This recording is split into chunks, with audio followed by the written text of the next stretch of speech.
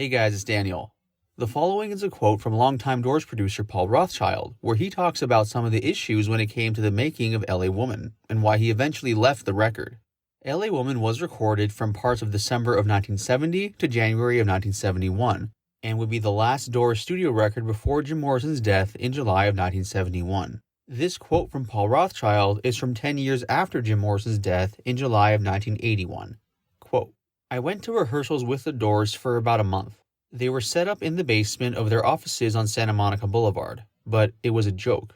They'd come straggling in. Jim wouldn't even show up half the time. There was no enthusiasm at all. They were drugged on their own boredom, just totally bummed out. Ray would try to get things together. He has this great enthusiasm. Still does. I love that man. John was really angry about Jim's attitude, and Robby sort of laughed at it and said, that's Jim. It wasn't just Jim, though.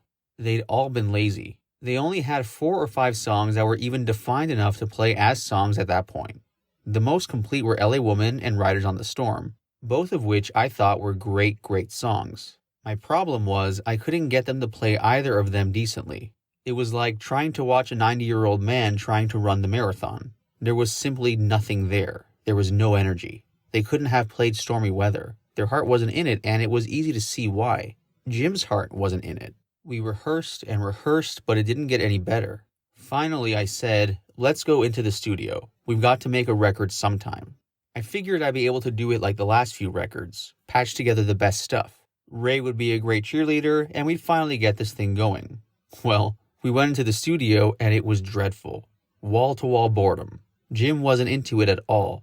He'd get into this spoiled brat thing and drag everything down deliberately. It was the military kid showing his father what a punk he could be. It was that simple.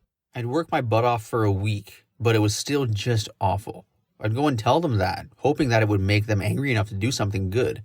This isn't rock and roll, it's cocktail lounge music.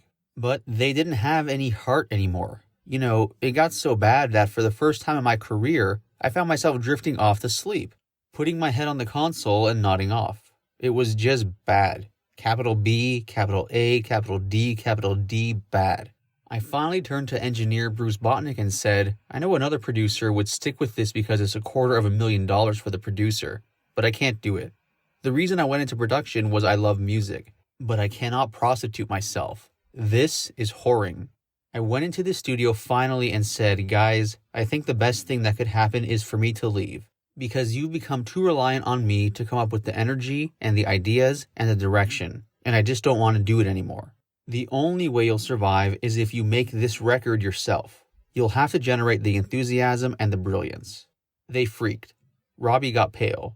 Ray sat down heavily. Jim turned around and walked to the other side of the studio. John looked like he was going to have a coronary. What are we going to do? They asked. I said, you've seen how I work. Bruce has seen me do it for years. Use that as a jumping off point and make your own Doors record. Because if I put together what I've got and presented it to a company, we couldn't even get a deal. We said a very warm and tender and loving goodbye, and I left. If Jim were still alive, we'd still be making poetry records together.